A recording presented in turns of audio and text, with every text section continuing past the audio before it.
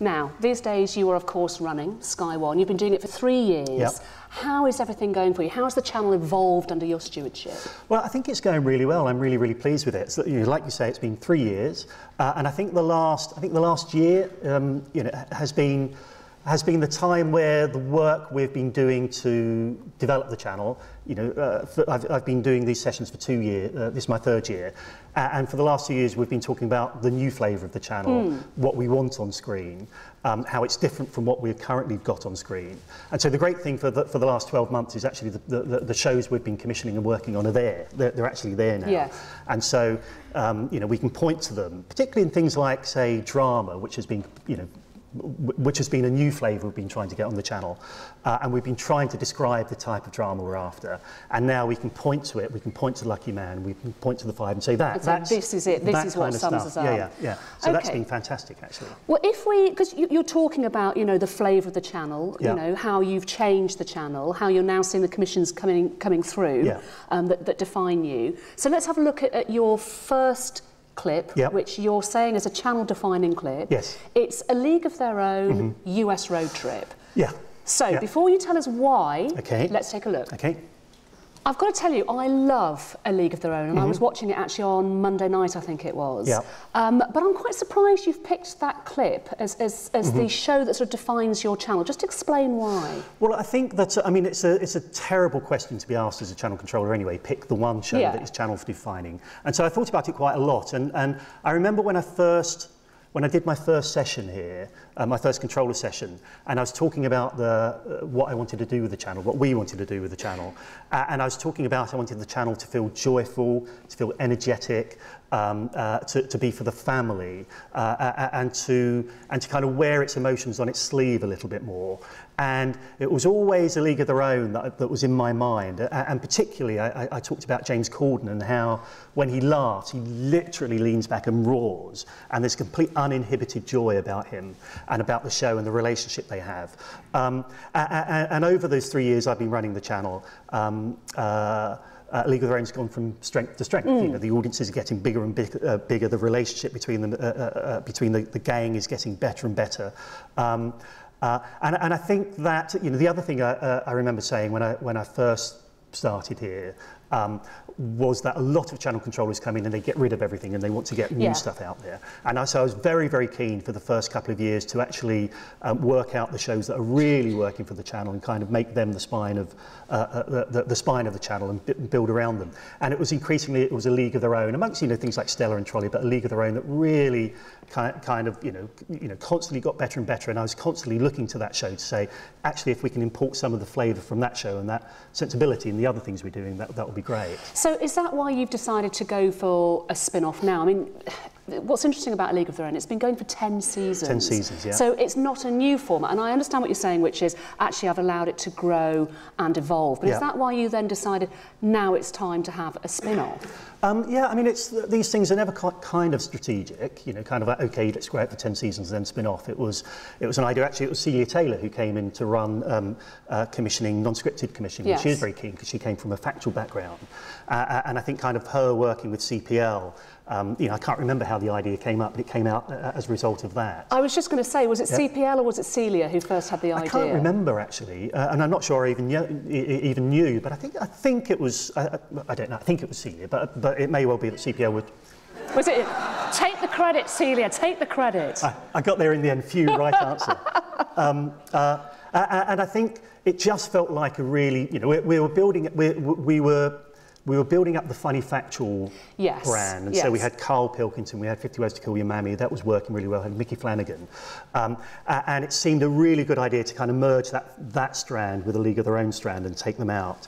And it seemed like a great idea, and with James going and doing the Late Show, it seemed a logical thing to do when it was kind of mentioned to me. And the audience, like I'm saying, the audiences to A League of Their Own have got bigger and bigger and bigger, and the audiences to the road trip are even bigger still. So it just shows you can actually grow a franchise, and it gets bigger and bigger. And we're hoping it's a BAFTA award-winning show already. We're hoping we can go on to that, and we're doing more. Well, I was just going to say, because you have an announcement to make, don't you? I have an announcement to make. No, so the guys are going out again in September to do the second road trip. So they're meeting James again, and they're doing the East Coast this time. First time they did the West Coast, now they're doing the East Coast. And we're doing more episodes of that, and so that's a new extension. We're also done a deal now with CPL where we're doing another 3 series of A League of Their Own. Right. So we've just over the summer, James came back, and with the gang we just did series 11, I think that's right, which will go out this autumn, and then we've got another 3 series over there to commitment, to do another 3 series. So I'm going to pick on you a little bit here, Adam, I have to say, because it's interesting that the boys are going back out there again to do the road trip again on the East Coast. Yeah. Earlier on you were saying how much Sky is defined by sort of family viewing, that you want everybody to be included. And yet, when you look at something like A League of Their Own, there are very few women. And with the US road trip in particular, and I was saying this to you earlier on, the one thing that really irked me about that clip was the fact that you have missed a massive opportunity to have a female team there as well, and particularly with Series 2. Why not pitch males and females against each other? I mean, there's a couple of things there, really. I mean, just in terms of the road trip, I think what works brilliantly about the road trip is how you're capturing that relationship, that real, authentic friendship that the guys have. And that's the thing we wanted to kind of, focus on. And therefore, to actually over-format it and bring in women to have them... I mean, I hadn't thought about it, and perhaps Series 3, we might do that. But I think to kind of... That probably felt slightly artificial and a bit over-formatted for that particular show. In terms of female representation on A League of Their Own, I think we do pretty well. I think that, we always make a point of, the guests having kind of female comedians and female sports people. But because the core gang it's 4 guys, it's always there's only space for 2 or 3 other people on there anyway. So I think the representation within that is pretty good, bearing in mind the core. Well, I do think though, and we kind of said beforehand, that you're right, that we need more women, and then you're going to shout at me and go, well, why haven't you done that for 3 years? And you're probably right, actually. We've had a huge success. Let's just sort of talk a little bit more about that, because actually in terms of diversity, your audience is pretty much a 50-50 split between men and women, which is quite unusual. Which is unusual, and yet... So unusual in the sense that other channels are more female. Not unusual in life, but but in terms of channels, you've got that 50-50 split, which must be fantastic for you guys. And you have 100% audience data, don't you, on who's watching? Yes. But when you look at on-screen talent, it is woefully lacking in women, particularly in factual and factual entertainment. So why? Well, I don't think it's woeful. I mean, we have 3 or 4 shows, and so again, a couple of things here. I think that unusually in British television, for a mainstream channel, we skew less female than other channels. Okay. And I think that's good. I'm really pleased with that. I often talk about actually Sky One is about the family, and to actually view the family kind of through the prism of the dad, I think is kind of an interesting thing. I constantly look at The Simpsons and see that's kind of that's archetypal. Actually, we're more Homer than we are Marge, and I think actually that's something that other channels don't do. When they do shows with men, they tend to be very male. And actually, what I love is actually when we do shows with men, it's about family, it's about joy. So it's a different aspect. But and that has worked. But yes, we do need more women on the channel. We do need more women in factual entertainment. We've got a big show coming up in the winter. The Big Spell. Yes, with my other half. I've been hearing all about it. So we've got Sue in it, Sue Perkins. We've got Maura Stewart in there as the 2 lead presenters. And that's not because we didn't say let's put women in there, but it was a great idea, and actually to have them there to kind of balance the mix feels brilliant, actually. Now, just to sort of to push you on that then, in terms of, are you going to make a commitment to get more women on screen then, do you think? Are you able to say that? Well, I can make it a commitment that we really want to. Okay. Yeah. So are you saying I want... Oh, that sounded terrible, didn't it? I mean, for me, obviously, there's something that winds me up a lot. Because 100% will try, yeah, maybe. Because you were saying earlier on, well, yes, we're looking for female talent. There is female talent out there. There's female talent right under your nose. And also in terms of, if you look... Literally right under your nose. Literally right under my nose. But also in terms of, you could find new talent, but equally, what about using talent in a different way? And I use Maura Stewart as an example, because Sue was saying Maura was hilarious. Yep. So is there a way of actually, you know, for developers coming to you saying, what about thinking of this person in a different way? Because actually in real life she's really funny. Oh, completely. And actually, you know, we've been talking about Moira an awful lot for the last couple of years, actually. We love Moira and we've been trying to get Moira. And actually, if you speak to Moira, she'll say that people offer her shows all the time. Oh, really? All the time. And we've offered her shows and she turns them all down. And actually, she really loved this idea. She really got, you know, so we got Moira in the end. So we're really happy about that. So yes, there will be a commitment. There will be more women. You know, it's not exclusively men. You know, we've got 50 Ways to Kill Your Mammy coming back with Baz and Nancy. And Nancy's now going on the road with two other, well, in each episode, two other mammies. There's a core group of mammies. So it's Baz with a team of mammies doing extraordinary things with them. So I think, you know, I think I am making progress. Yeah. I think, you know, we'll talk about drama later, but particularly in drama, you know, two big new shows for next year. We've got Jamestown and we've got Britannia. You know, big epic dramas. Both of those have got central, you know, the central protagonists in both of those shows are female. Yeah. But we can talk about that later. Yeah. Okay. And just to sort of go back to Moira, I beg you, if there's a series 2 of the show, please go and just backstage and listen to her stories, because she sits there with Sue and goes, honey child, let me tell you about when I was at the BBC. She says it's absolutely hilarious. Okay, just a little bit more about diversity, because it was 2 years ago that Stuart Murphy made a diversity commitment, both on and off screen. I think it was something like 20%, which seems very low to me, but have you actually hit that target? So I think 20% is higher than the population. I think I could be corrected. So it was 20% of all new shows, 20% of the main cast, and also it was 1 in 5 of the key creatives behind the screen. Right. So I think that was a bigger commitment than other channels, I think. And yes, I mean, it's incredibly important for us. I said last year, I think, that you know, Sky isn't a public service. Yes. What it is, it's a business, and our customer base are diverse, and therefore, and we ask them to pay us an awful lot of money each month, and therefore to kind of not represent them on screen for the shows they're paying just seems bonkers. Just seems bonkers. And so it's, you know, it's a business decision for us as much as anything else. And we are making really good progress. We are publishing the figures. Well, we've gone into Project Diamond, but particularly in drama, particularly in the high-end drama and factual, we're hitting those numbers. It's looking like we're having a bit more of a challenge in things like arts, things like comedy as well, and we're having a closer look at that and working with the production companies to kind of explore why. That's very interesting. With things like arts, I think because they are, a lot of the production companies are very small, actually then there's a desire there, but there's a physical challenge. So we're looking actually what we can do there, and we're working with the indies. But we're pretty pleased with what we've done in the big ticket numbers, the big factual, the factual ends and the drama. Okay, let's go to our first question on the mighty video wall. Yes. This is, I believe, Jane Millichip with a burning question. Hi Adam, in a world of deconstructed media, can a linear television brand survive? Well, she's one of ours as well. I was glad that's your answer, not mine. So knock yourself out with that one, Adam. Sorry, that was what was she saying? In a world of linear media, of deconstructed media. That's right, deconstructed media. Yeah. Can linear television survive? So again, a couple of things there.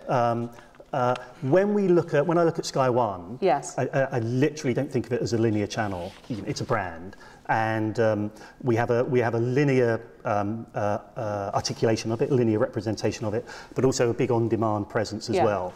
And in peak time, the vast majority of our shows in peak time, where all the new commissions, the vast majority of those viewers are watching it in the week after the linear transmission. So we'll get an overnight through, and say, you know, our biggest hit this year was Lucky Man.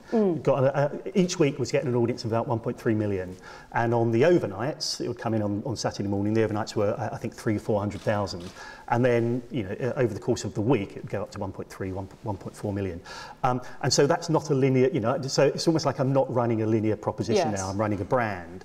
And that's the big challenge, to kind of make people understand the brand of Sky One in a whole variety of different ways. So you know, we recently got the Late Late Show, James Corden's Late Late Show, got the rights for that in the UK, and that's exclusively on demand. So it's not even touching the linear proposition. So is this something then for developers to think about as well? That, you know, that there are many different ways to deliver that format. It's not just in a linear fashion. Yeah. I mean, and we still have debates about whether a show should play on a Thursday or a Friday. And you know, I'm an ex-scheduler, and so I rather enjoy those debates. But then I do say, but it doesn't matter, because the vast majority of people will be watching them when they want. Yes. And so really, I kind of think in terms of the schedule, it's almost like I'm going to sound a little bit kind of academic and arty-farty now, but it's like the semiology of the schedule. It's what the linear slot says about the show. So in drama, we've been playing our drama very successfully on a Friday. And as an ex-scheduler, I've always wanted to get drama on a Friday. But the majority, and that's worked really well, and the press are talking about that, they're referring to it now. It seems to be a very refreshing thing for an audience. But the majority of the audience actually watch it on the Saturday and the Sunday. So the Friday thing is like, there's a sense of Fridayness about the dramas we're doing. There's a sense of adventure and joy and entertainment. And it's almost like the linear schedule is kind of unlocking or releasing that drama for the weekend's viewing. Okay. And so it's a subtler thing there. But with the James Corden show, the Late Late Show, I think we've had 11 episodes that have gone out now, and we've had 2.5 million downloads. I think that's right, 2.5 million downloads of those episodes. So it's being watched in a very, very different way. And so it's being watched in a different way, and watching in big numbers as well. Well, let's talk a little bit more about your audience, because you've referenced them. Yeah. You don't tend to talk about them, do you, as your audience or viewers? You talk about them as clients. Customers. Customers. Yeah. So who is the Sky customer? Who is watching? So it is...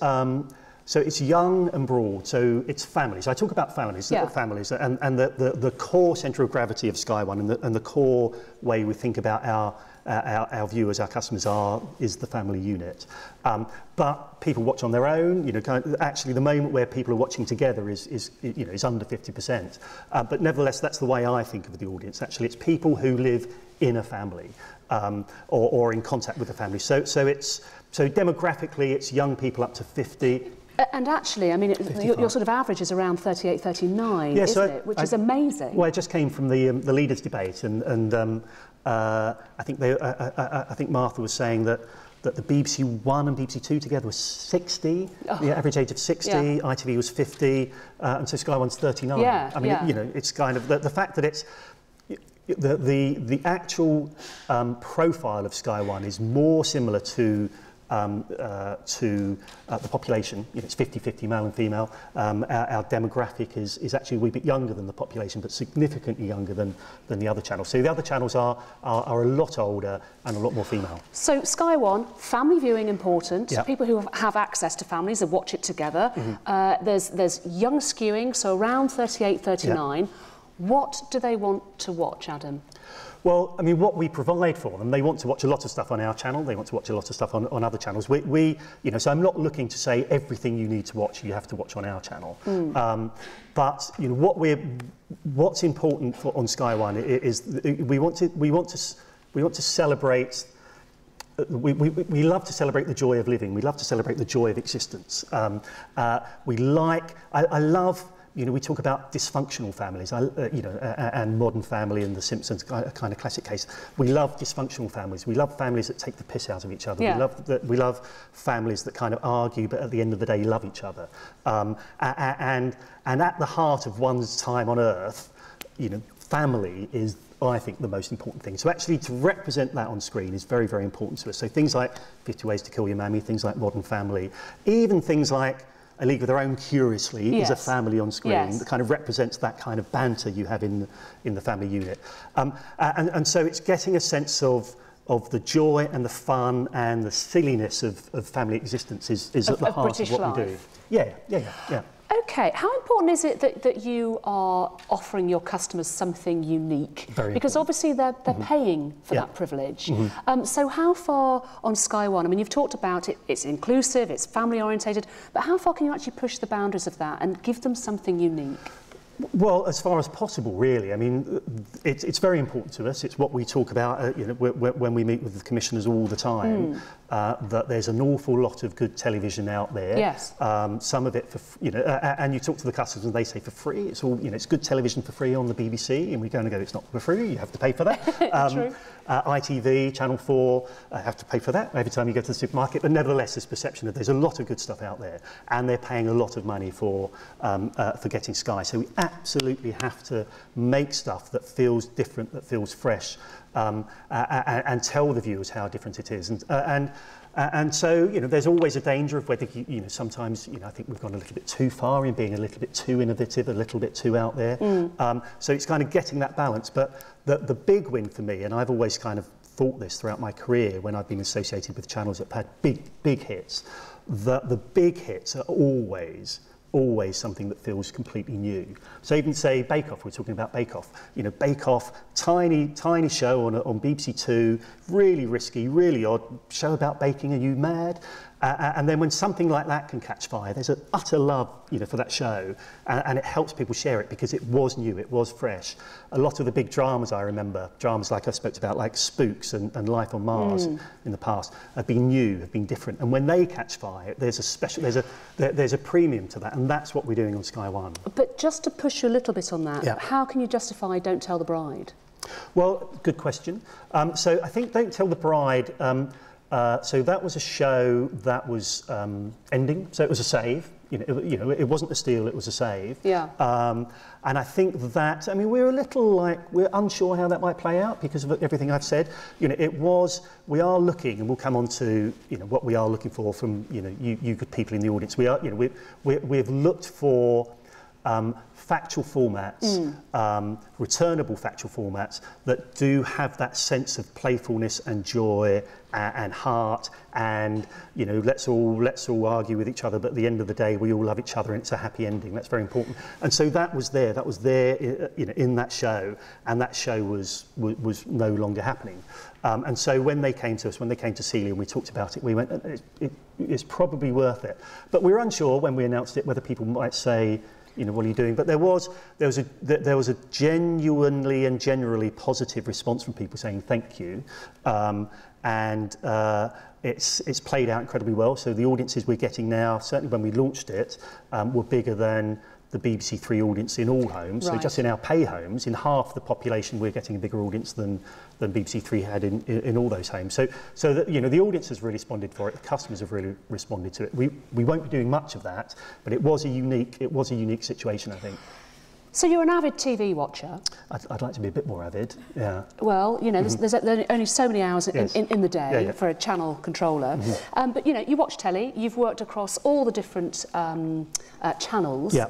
Are there any programmes that are on TV now or in the past where you thought, you know what, I really wish I'd had that? Well, and again, part of what, you know, the most important thing we're doing is looking for new stuff. So by definition, there shouldn't be much on there that we do, you know, look after and covet and like. And so it's things like over the years. So Harry Hill, for instance. Yeah. Harry Hill. You know, what ITV did with Harry Hill and TV Burp over the years was fantastic. You know, stuck by him, developed that brand, that surreal humour, and he was one of the few people that we kind of thought that actually he's perfect for Sky One, that kind of mix with Sky One. So TV Burp was a show, you know, I really liked. In the drama space, I talked about Life on Mars and Spooks, but that was kind of a wee while ago. So there's not many. I have to say there's not many, because what we're trying to do is doing something new. Different. Yeah. Well, talking of different, talking of unique, I mean, you've spoken very convincingly about needing to provide something very different from the other channels. Yeah. Let's have a look at your next clip, which is Dogs Might Fly. I mean, this is very, very risky. And when I first heard about this, I thought you'd literally lost your mind. Yeah. Now, just to be clear, the clip we're going to show is the taster that was given to you. It is taken from YouTube, so it's a little bit ropey. But this is your best taster. Yeah, so this was, when we do these sessions, we're asked to a number of clips that exemplify a few things, and this is a conversation about taster tapes. It's just completely nuts. Yeah, and so the interesting thing, so the story here was that, again, Celia wanted to do factual shows for the family and wanted to do different ways of getting into specialist factual, getting into science. And so she'd been talking with a number of indies about doing popular science and popular science that appeals to families. And so it was Oxford Scientific Films, I think, that came in. So that was, I believe that was something they sourced on the internet. And they came and said, we've seen this, we're all talking about this, have a look at this. We're thinking about doing a show about dog cognition, about training dogs. And they're a really kind of pucker science indie. And so they brought that, they didn't shoot that idea, they came in, but they were passionate about it. It made everybody laugh and kind of, oh my God. And so that led on to the conversation about, okay, that's great, but that's happened already. And we are Sky, we do big things, we do big scale. What's the most audacious thing we can do with dogs? And I wasn't in that that session, but then the conversation was, or the challenge was, well, can you get a dog to fly an aeroplane? Ha ha ha ha ha. And they went, we'll go and find out. And they went and found out, and they came back and said, we think we can.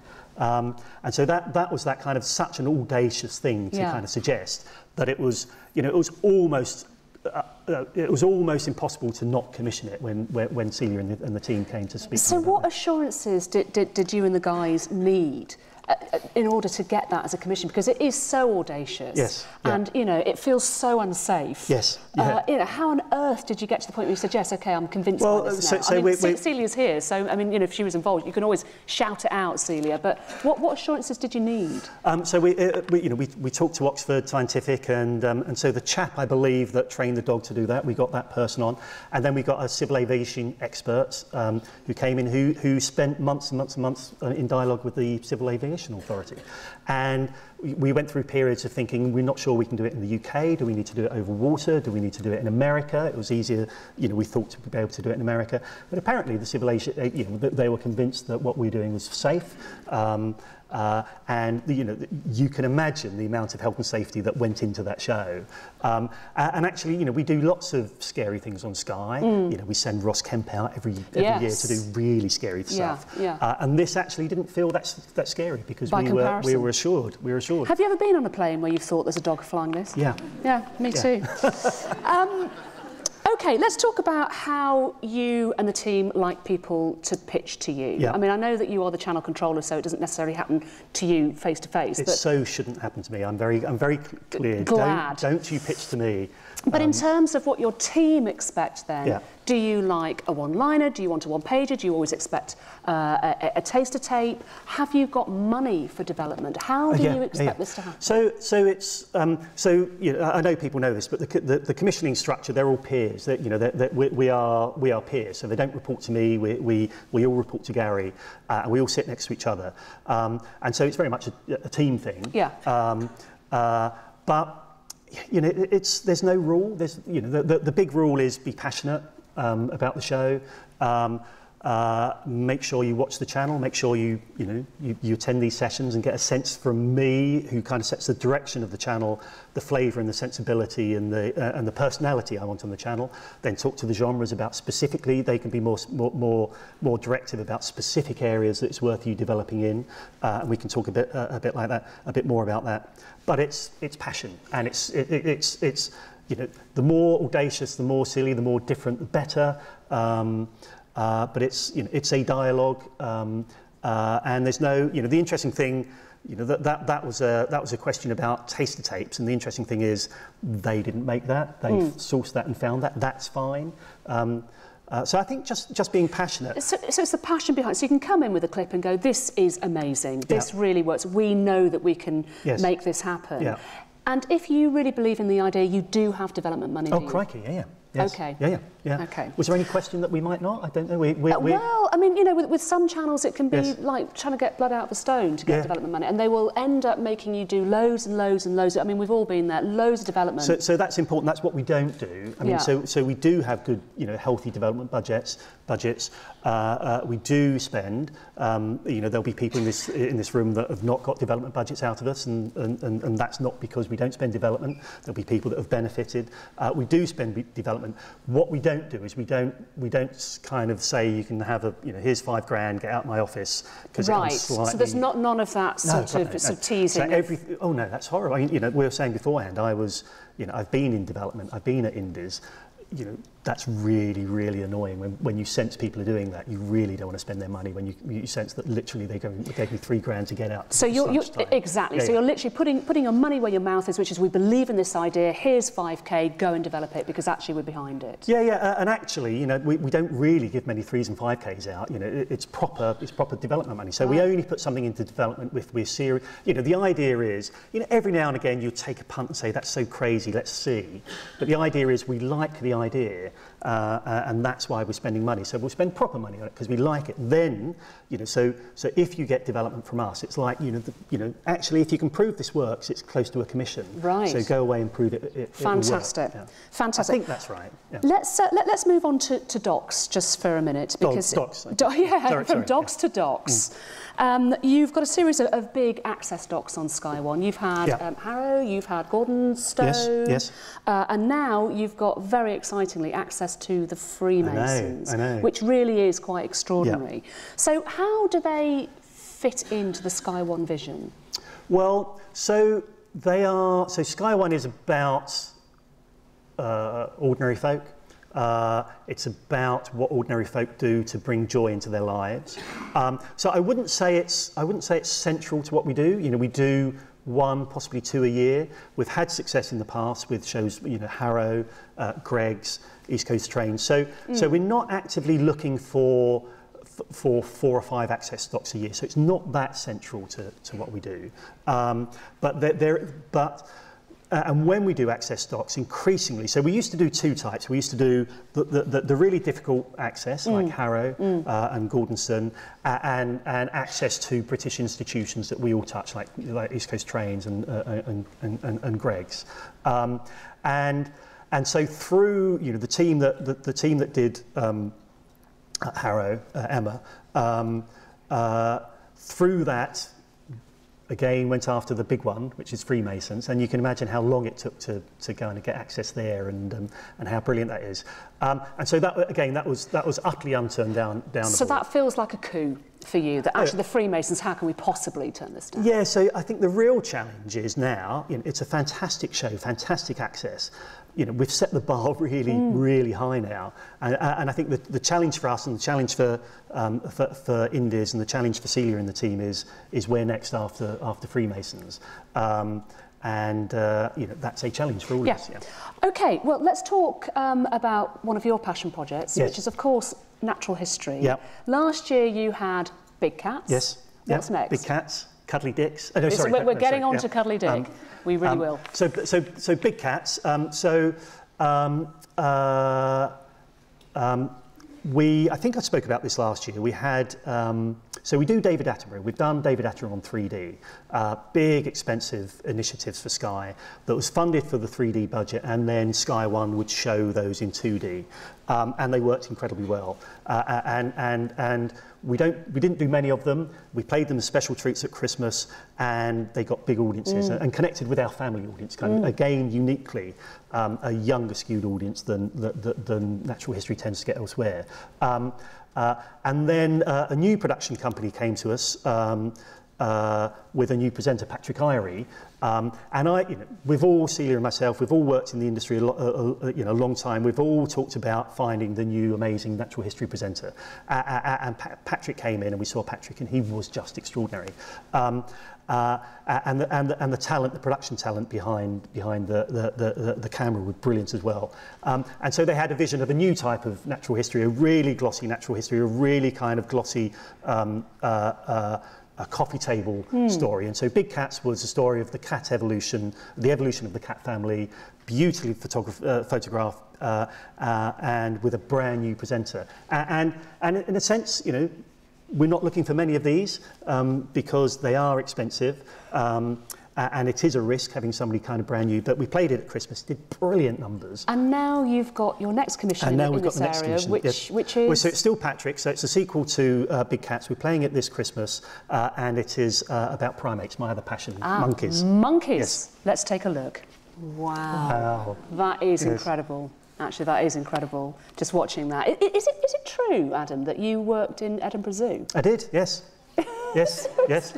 Yes, I was telling this story a couple of days ago. So I know we've got lots more to cover, but very, very quickly, I was with some comedians, and I was saying I did my thesis in Edinburgh Zoo, so I lived up in Corstorphine for a summer, and I studied 2 troops of monkeys for 6 weeks, 5 days a week, 6 hours a day for 6 weeks, and one was a troop of old world monkeys, one was a troop of new world monkeys. One ate leaves, one ate fruit, and your social behaviour is completely different if you eat fruit than if you eat leaves. Really? And so it was a big experiment to work out. Now that they're in a similar enclosure, similar troop structure, and actually being fed similar diet, was their social behaviour and their troop structure different now they're in the zoo, or did it hark back to their socio-ecological legacies? And the question was, well, did it? And I went, I've forgotten. I've forgotten. No fucking idea. Great. Completely forgot what I found out. Great training for television, though, Adam. Yes. I have to say. Okay, because we are running ahead. I just need to remind you guys to get your questions in via the app, please. We will come to them very shortly. But in the meantime, we have another question from the video wall, and this is from Jim Allen from RDF. Hello, Adam. Lots of discussion in the indie community about how much money Sky has really got to spend on original British production post the football deal. Can you put a figure of millions on it, and is it going up, down, or staying flat? Okay. There you go. It's going up. I'm not going to put a figure on it because we never do that. Yes. But no, it's going up. So the football deal is incredibly important to the business. The business, lots of cleverer people than me, worked out how much we can afford to pay, and we paid that. And so the budget going into entertainment was completely unaffected by the football deal. In fact, the money going into entertainment was dependent on securing that football deal.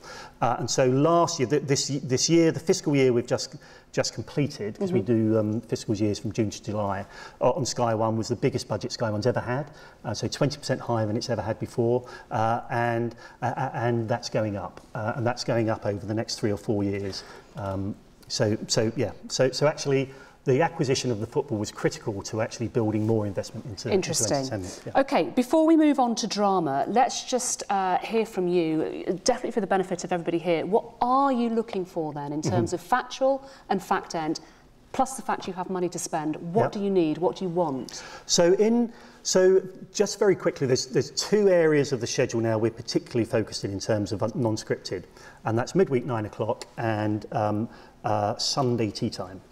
So they're the 2 slots to kind of get your head around. Sunday tea time particularly is almost the quintessence of what Sky One is. That family, that fresh, impactful, audacious family moment where you're watching telly together. And we're playing, so we've played Wild Things there, we played Dogs Might Fly there, we're playing Harry Hill, Tea Time there, Yondland, I think if we've got a time for a Yondland clip, we're playing here, and The Big Spell. And so we're looking to really kind of get our shoulders out and commission more into that area. And so the sensibility there really is to have shows that feel... So the sensibility is this, and I've spoken about it before, so apologies if you've heard me talking about this before. Sensibility is weekend's over, it's homework time, it's 6 o'clock on Sunday, there's religion on BBC One, there's Country File, there's fucking Antiques, and you're thinking, I've got to do my homework, I've got to get my head into next week, I'm parting from my family, I'm parting from that wonderful 2 days I've had with the family.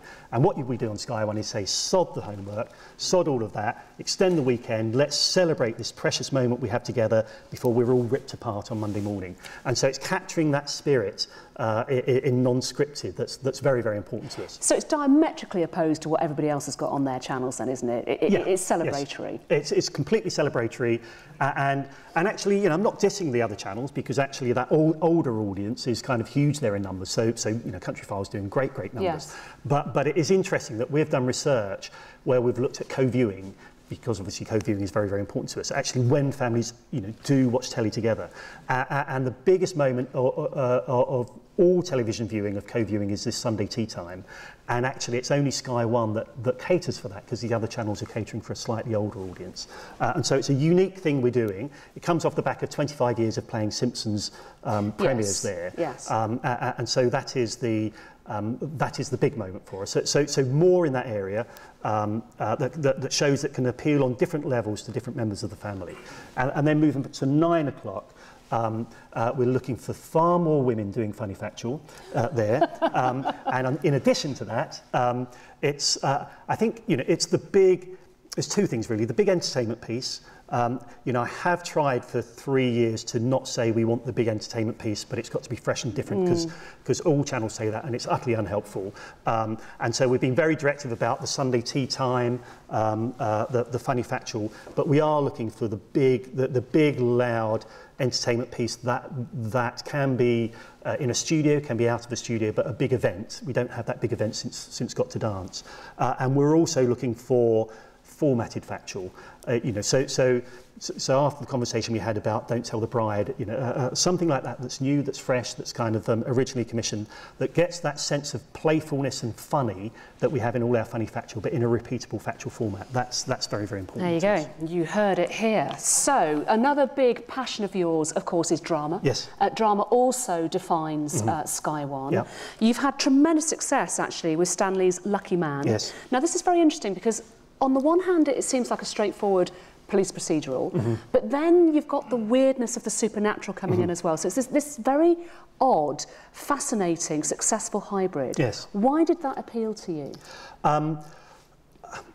Almost precisely for those reasons. So one of the main things we've been doing on drama is to have a different flavour of drama, and a drama that actually is more in keeping with the drama we see in the States.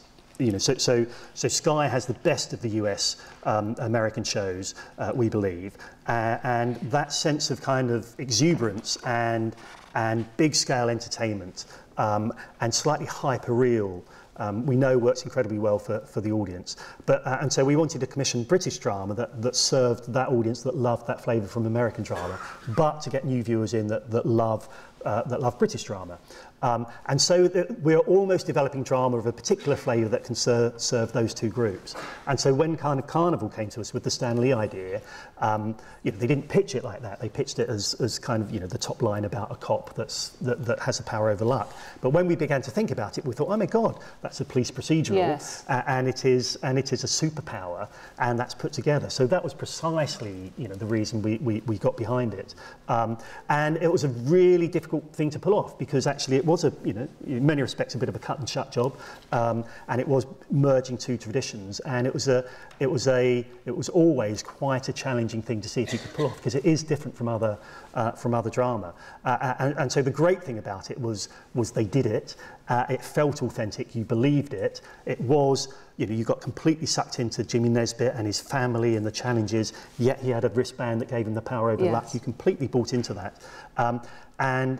So in many respects, the Americans talk about big swing commissions. That was a big swing commission, and it was our most successful drama on the channel ever. So it's interesting that you've not chosen that as a clip. I mean, for your next clip, you've picked a new drama, which is very, very different yes, to Lucky Man. This is Jamestown. Yes. So let's just have a look at this, okay. and then you can tell us a bit more about that. Sexy, epic costume drama there. Yeah. So we should have set that up a little bit before, and so people understand. So Jamestown, set in the first British colony in America, 17th century. Jamestown was populated for about 30 or 40 years, I think, no, that's wrong, about 10 years, by men, and they faced starvation, they faced violence. It was a horrific time to kind of establish this new world. Then they survived, realised they were making a future here, and so they advertised for women to go out and join them.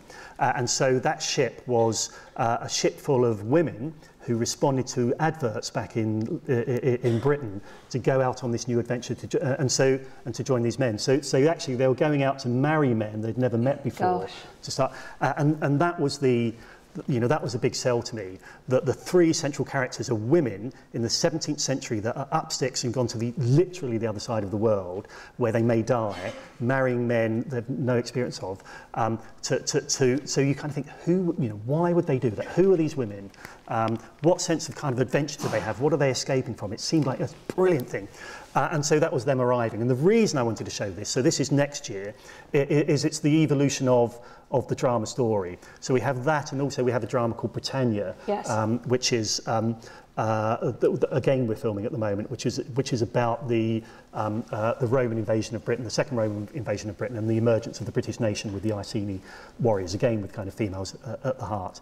And the reason I wanted to show this is because people have assumed when we talk about drama that we're interested in contemporary stuff, and actually, drama on Sky One can be set anywhere. It can be set on the moon, can be set in the past, can be set anywhere. What it has to share is this sense of kind of moral clarity at its heart, this sense of our central protagonists are heroes that want to make the world a better place, the narrative is a narrative of hope. So all our dramas need to look like blockbusters, they need to look like movies that will appear in the kind of multiplexes.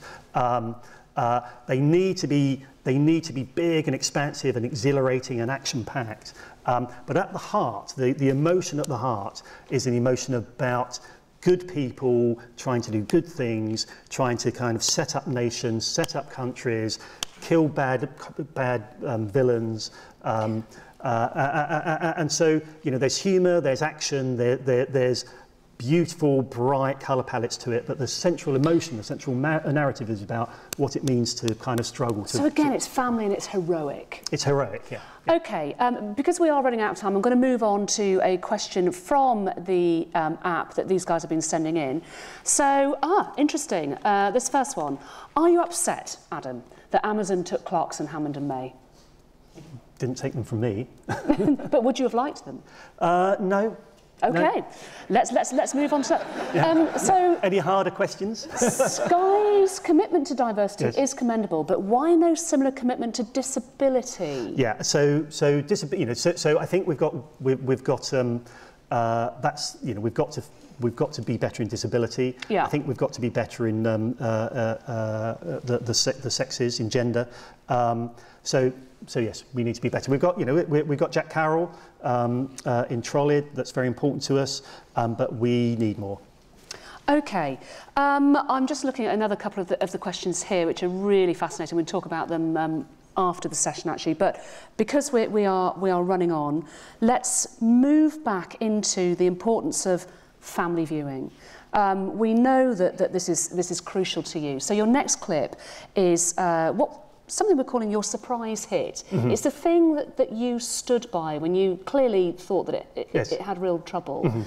Mm-hmm. It's Yonderland. Yes. Yeah, so can I just quickly... Yes, go on. No. Yes, no. Yeah. So the question was, have a clip for a show you stood by. Yeah. And I thought that was an interesting question because actually it suggests that everybody was against it. It was just heroic me that went, no, I will do it. And that's not the case. That's not the case at Sky.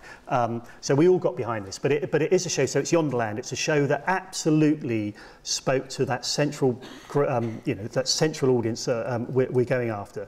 But it was a show that, because it was aimed at a family audience, the audiences weren't huge. I suspect that if it was on another channel, it wouldn't have gone to 3 series. We absolutely got behind it. We completely, addicted to this comedy troupe that it put it together, and so we've got series 3 coming up. It's literally just been voted in the top 20 best comedies of the 21st century, really? One place behind The Inbetweeners, and so that's been really lovely. So I know we're running on. So this is the new series of Yonderland. It's going to play Sunday in that tea time slot, and it's as evidence of the reason we stood behind it. It's got a central new actor involved who loves the show as well as we do.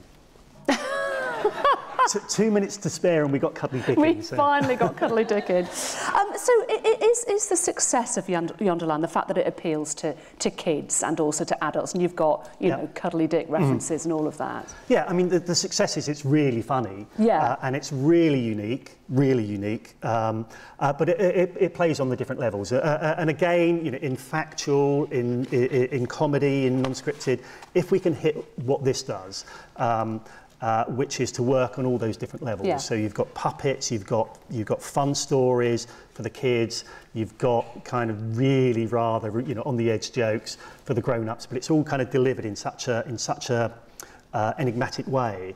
And feel so fresh and different. That's very, very important. And a coup to get Stephen Fry as well, but you said he was a fan of the show. He was a fan of the show, so he worked with the guys on Horrible Histories, so he's kind of got a connection there. And we were looking, you know, they devised this character for him called Cuddly Dick. He's called Cuddly Dick because he's very cuddly, and he gives good cuddles. And he's called Richard. But his character evolved in quite interesting ways over the course of the series, So you've mentioned comedy and how important humour is in terms of Sky One. So what have you got coming up in terms of comedy? What should we be looking out for? So the next comedy we have is a comedy called Carter's Get Rich, which is a family comedy, and it is the idea is that the young lad in this family unit, so they're an ordinary blue-collar family from Milton Keynes, I think, and the young lad invents a app to date girls, and an American buys the company and they become billionaires overnight. So it's like, you know, for people of my age, it's like the Beverly Hillbillies, but it's a 21st century version of Beverly Hillbillies. The really interesting thing, we don't have a clip about that, but the humour is fun, it's modern, it's a very modern family, it's a very diverse family that I'm very proud of, and the colour palette is very bright, so it has that visual identity very similar to American comedy. So that's the next big family comedy we have. And then for, you know, comedy producers out there, John Montague's taken over. He's the new, since last year, the new head of comedy, and we're doing an awful lot of development with John, an awful lot of read-throughs. So he is developing a new slate for Sky One, and we are looking at there's two areas really. We're looking for you know, that family audience, and we're also looking for 10 o'clock. You know, so 10 o'clock's an interesting slot for us, particularly on comedy, which is what is the 10 o'clock comedy on Sky One that has, you know, because, you know, the young kids have gone to bed by then, but if you're 15, 16, 17, you're still up at 10 o'clock, or at least I was, and so you can be a bit bolder, a bit on the edge, but it still has to have that that core sensibility that attaches it to the rest of the DNA of the channel, and so that's what kind of John's looking for at the moment. Okay, we are running out of time, as we keep saying. We have final question from the app, just enough time. So, in terms of production editorial, what can Sky do that other broadcasters can't? I'm not sure I understand, but production editorial. I guess in terms of, is anybody prepared to enlighten us further on that? Who asked that? Are they prepared to put their hand up? No? I presume that in terms of taking a risk, is it that you're able to take a risk in a way that other channels can't? Well, I mean, that's a big question. I believe so. You know, as I've said before, I believe, you know, it's required of us to take risks. And we now are in a situation, I believe, where 3 years in, we've got a really secure channel. We've got great returners. We've got Trollid and Stella and Mount Pleasant all doing 50 episodes. We've got a league of their own going from strength to strength. We've got a spine of amazing new drama, funny, factual. So Sky One's in a very secure place with a brilliant mix of returners and new shows. So we now are in a situation where we can take risks, where we can slightly scare ourselves, and so yes. Short answer, yes. Yes. Lovely. Do you know, we've completely run out of time. So Adam MacDonald, thank you so very much indeed. Thank you to everybody for attending. And of course, our sponsor, Broadcast. Thank you.